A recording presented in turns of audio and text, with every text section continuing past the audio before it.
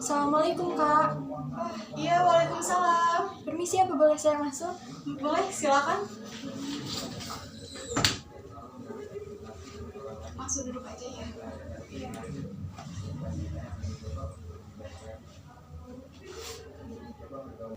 Terima kasih Kak, mohon maaf kalau saya mengganggu waktunya.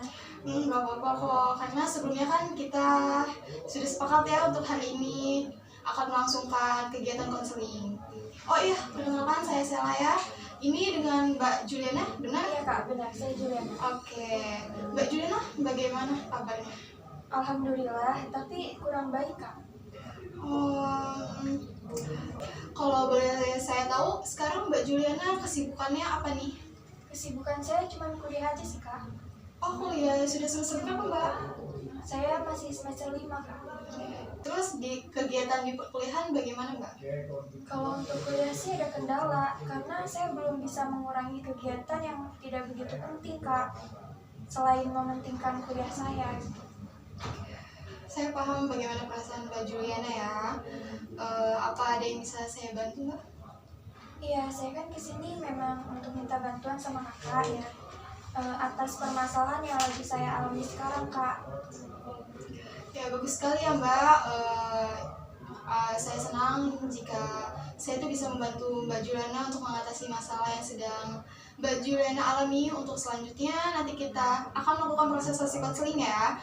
Sebelum melakukan sesi konseling, saya mau bertanya nih, apakah sebelumnya Mbak Juliana sudah pernah melakukan kegiatan konseling seperti ini atau belum? Belum pernah Kak, ini yang pertama kali. Karena Mbak Juliana baru pertama kali ya. Di sini saya akan sedikit menjelaskan apa itu konseling ya. Jadi konseling itu adalah bantuan profesional yang diberikan oleh konselor kepada konseli agar konseli itu mampu memecahkan masalah yang sedang dihadapi. Di sini Mbak Juliana sebagai konseli dan saya sebagai konselornya, di mana kita nanti di sini akan sama-sama membahas masalah yang sedang Mbak Juliana alami dan kita pecahkan masalahnya bersama-sama ya Mbak. Jadi saya juga akan membantu untuk memberikan beberapa pilihan untuk nanti Mbak Juliana bisa mempunyai gambaran gitu. Namun di sini yang akan menentukan pilihan tersebut bagaimana solusinya adalah Mbak Juliana sendiri. Karena dalam konseling ini tujuannya adalah untuk memandirikan klien atau Mbak Juliana ya. Di dalam konseling juga Mbak ada beberapa asas yang harus dipatuhi ya. Seperti asas kerahasiaan. Jadi apapun yang Mbak Juliana katakan sebagai konseli dan saya sebagai konselor itu akan terjamin rahasianya. Yang kedua ada asas keterbukaan, artinya Mbak Juliana itu bersedia untuk terbuka gitu kepada saya. Dan ada juga asas kesukarelaan, jadi Mbak Juliana itu datang ke sini karena keinginan diri sendiri tanpa ada paksaan dari orang lain ya. Sampai sini sudah paham atau ada yang ingin ditanyakan? Sudah cukup paham Kak. Oke, pertemuan kita juga dibatasi oleh waktu ya Mbak. Kita akan melakukan sesi konseling dengan menggunakan waktu kurang lebih 45 menitan. Baik Kak. Berhubung kita sudah menyepakati waktu yang digunakan dalam sesi konseling ini, Mbak Juliana bisa dimulai untuk menceritakan permasalahan yang sedang Mbak Juliana alami secara lebih detail lagi. Silakan. Jadi gini Kak, akhir-akhir ini saya nggak bisa mengurangi hobi saya menonton drama Korea atau drakor. Sebutannya itu Kak. Terus karena saya merasa sudah sangat kecanduan kalau lagi nonton drakor ini, dari keseringan saya nonton drakor akhirnya membuat saya jadi malas kalau mengerjain tugas kuliah gitu Kak. Oke, jadi isu yang sudah saya dengar bahwa Mbak Juliana ini nggak bisa mengurangi gitu ya hobi menonton drakor sebutannya. Oke, drakor ya. Akibat dari seringnya sampai kecanduan menonton drakor itu jadinya Mbak Juliana sering mengesampingkan tugas kuliah gitu, bener kan? Iya Kak. Oke. Lalu selain Mbak Juliana ini jadi malas gitu buat mengerjakan tugas-tugas kuliah, apa ada dampak lain yang Mbak rasakan?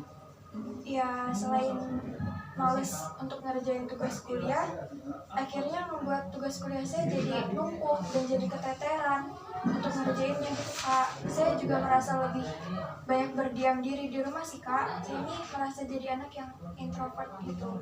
Oke, jadi dampaknya selain Mbak Juliana sering malas mengerjakan tugas, kuliahnya sampai membuat Mbak Juliana ini keteteran gitu ya. Dampak lainnya Mbak Juliana itu jadi anak yang lebih introvert. Lalu berawal dari mana sih Mbak Juliana ini bisa mengenal film-film drama Korea itu?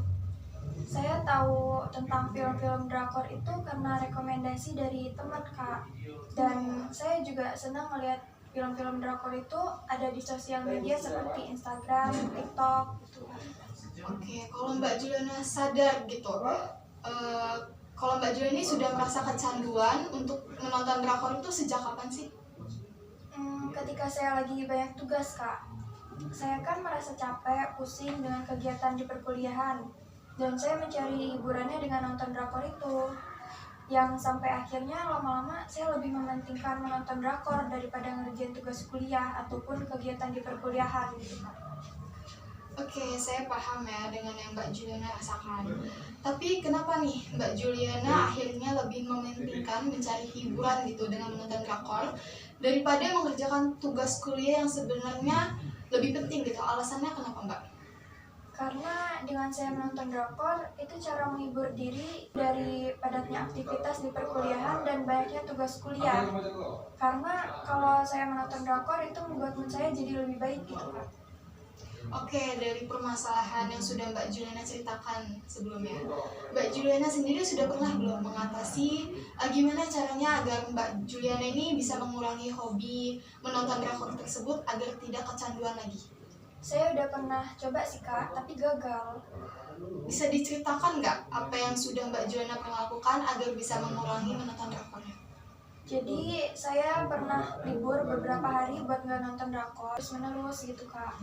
Dan saya jadi lebih rajin untuk mengerjakan setiap tugas kuliah. Tapi itu cuma bertahan sebentar doang Kak. Karena setiap mengerjakan tugas saya tuh nggak fokus gitu karena saya masih sering melihat updatean tentang film-film drakor yang terbaru ataupun episode yang akan tayang gitu. Jadinya membuat tugas yang saya kerjakan jadi nggak maksimal Kak.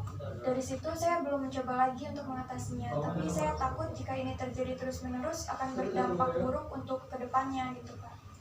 Oke, lalu apakah Mbak Juliana ada keinginan lagi gitu untuk mencoba mencari cara untuk mengatasinya selain itu? Iya Kak, saya ingin mencobanya lagi. Saya ingin membatasi waktu saya dalam menonton drakor. Mungkin saya ingin mencoba dalam sehari-hari saya hanya menonton satu episode saja Kak. Atau saya menonton drakor itu pada saat hari libur atau weekend agar nggak mengganggu lebih banyak kegiatan perkuliahan saya Kak. Bagus ya, itu adalah langkah awal yang baik ya. Dengan begitu Mbak Juliana bisa berlatih mengendalikan rasa penasaran untuk menonton setiap episode drakornya ya. Dan Mbak Juliana juga bisa fokus gitu untuk melakukan kegiatan yang lebih penting. Iya Kak, saya juga mungkin akan mengurangi dalam mencari tahu updatean apapun tentang drakor dan menggantinya dengan kegiatan yang lebih bermanfaat. Misalnya dengan melakukan hobi yang lain ataupun saya ingin mencoba hal baru seperti mengikuti organisasi kampus yang akan membuat saya lebih aktif di perkuliahan dan nggak hanya berdiam diri aja di rumah itu. Oke, selanjutnya apa ada strategi lain yang mau Mbak Juliana coba lakukan gitu? Mungkin untuk menonton drakor ini bisa saya jadikan self reward buat saya. Jadi ketika saya berhasil melakukan suatu pekerjaan, saya bisa menjadi nonton drakor itu sebagai hadiah gitu Kak, dari usaha yang berhasil saya lakukan dalam pencapaian saya Kak. Wah, bagus sekali ya Mbak. Jadi dengan begitu Mbak Juliana ini bisa mencoba gitu strategi yang sudah Mbak Juliana rencanakan tadi ya, untuk bisa membantu Mbak Juliana dalam mengurangi menonton drakor. Dan tentunya juga Mbak Juliana ini harus bisa lebih konsisten ya untuk melakukannya. Iya Kak. Jadi Mbak Juliana sudah tahu nih apa yang ingin dilakukan untuk kedepannya. Lalu apa ada hal lain lagi yang mau Mbak Juliana ceritakan kepada saya? Saya rasa udah cukup Kak. Oke, kalau gitu kita cukupkan ya sesi konseling untuk hari ini karena waktunya juga sudah habis. Oh iya Kak, saya mau mengucapkan terima kasih karena Kakak udah mau meluangkan waktunya untuk mendengarkan cerita saya hari ini. Saya juga udah jauh merasa lebih baik sekarang.